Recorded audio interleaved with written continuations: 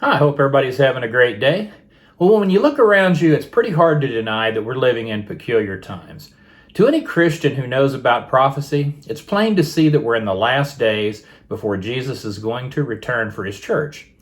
In the book of Matthew, Jesus proclaimed, "As it was in the days of Noah, so shall the coming of the Son of Man be." Well, what was he talking about?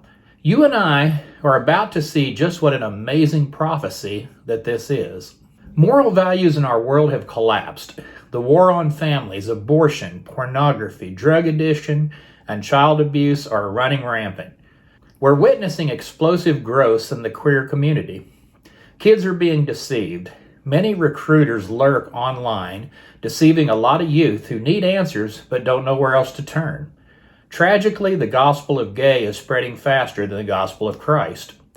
We're shocked at the violent crimes, the mass shootings, the terrorism that's plaguing our world. What is causing everything to spin out of control? Look no farther, the days of Noah are upon us. When we compare the days of Noah to our world, striking parallels jump out. First, Jesus points out something that is becoming very obvious.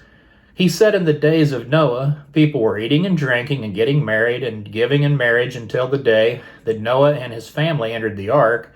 People was just doing their thing until the flood came and swept them away. The time of Jesus' return for his church is going to be just the same way. People will be eating and drinking, marrying and giving in marriage. Today, oblivious to the coming judgment of God. They ignored years of Noah's warnings. It was the same as it is today. People ignore the Bible, and they ignore preachers who are proclaiming the truth. There is no awareness that Jesus will return. They just don't know that he's about to turn their world upside down. In Noah's day, they didn't believe anything was going to change until Noah went into the ark and the rain began to fall. People today don't realize how close they are to the end.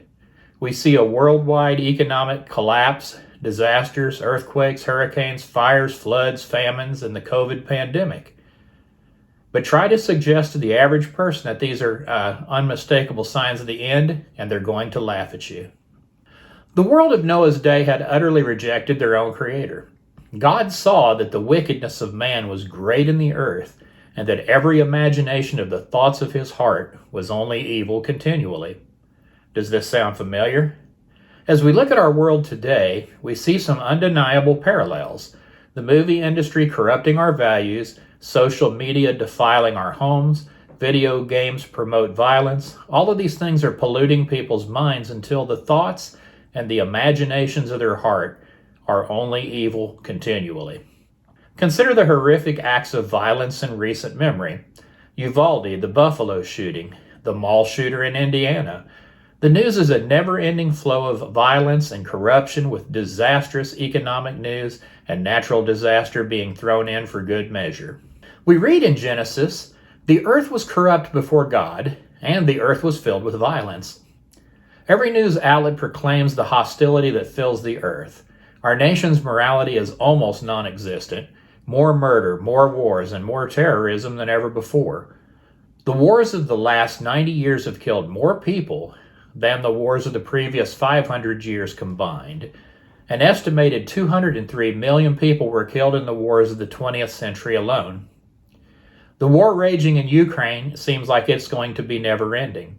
But what's worse is that in just the past few years alone, nearly as many people were murdered via abortion as the total number of people who died in all of World War II combined. While the reversal of Roe is good, the war for the lives of babies rages on. In Noah's day, dabbling in the occult was becoming common. The Bible says that while men began to increase in number on the earth and daughters were born to them, the sons of God saw that the daughters of men were beautiful and they married any of them they chose. That's weird. And it was very strange in Noah's day. The Bible says that the sons of God married the daughters of men. Well, the sons of God is a term used to describe angels, and so the chapter starts with the dramatic increase and contact between humans and spirits. We should expect to see a dramatic increase in the contact between humans and the spirit world in our last days, and of course this is taking place through the increased use of spirit guides, alien encounters, or open satanic worship. The Satanic Temple has come to the fore lately after the Supreme Court overturned Roe. If you read anything of those who have been in contact with aliens and spirit guides, you're going to notice the same things coming through those beings. They're going to show themselves physically to those on earth, if they aren't already. Today, we're seeing man play God using genetic manipulation and other scientific methods to create what they think is advantageous. Genesis explains the Nephilim were on earth in those days, and also afterwards when the sons of God went to the daughters of men and had children by them. They were the heroes of old and men of renown.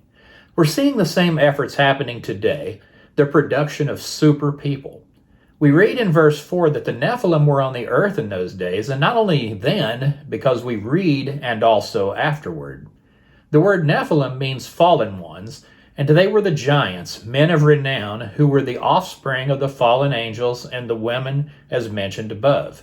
It was Satan's attempt to pervert God's plan of having the Messiah come from the seed of a woman.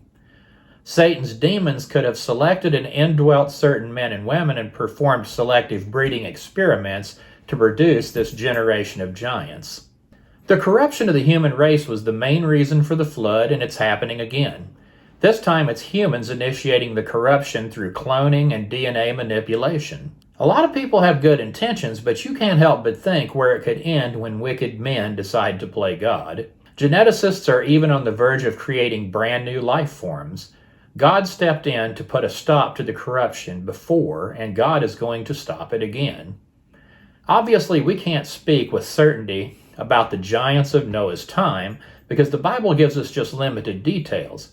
But if a man can insert animal genes into human DNA, it could surely have been accomplished by spiritual beings who were sent to destroy the image of God, which we are created in.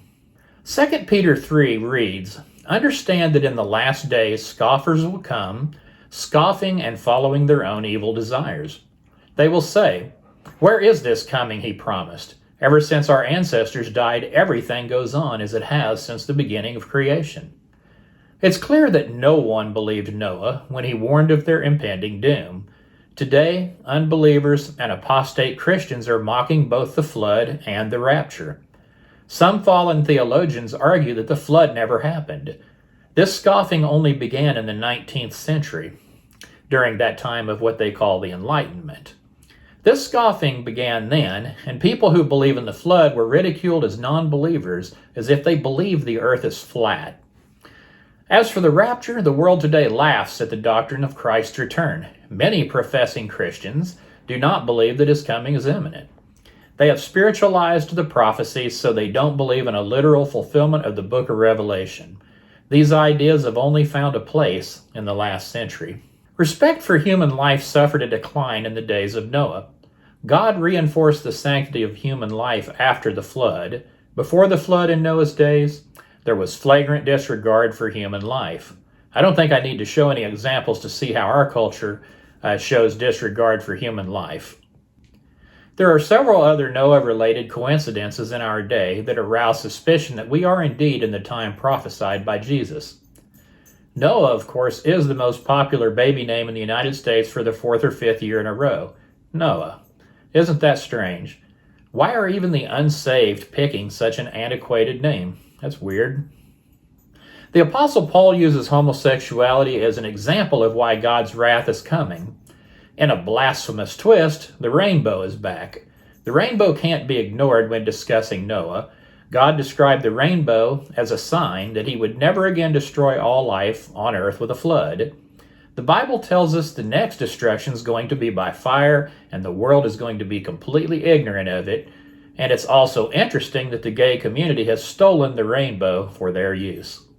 I wonder if it means anything that for the first time in history, full-scale replicas of Noah's Ark have been built.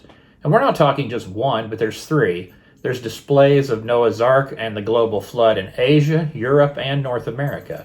It's been over 4,000 years since the flood, and just now, for the first time ever, there's a full-scale replica of the Ark.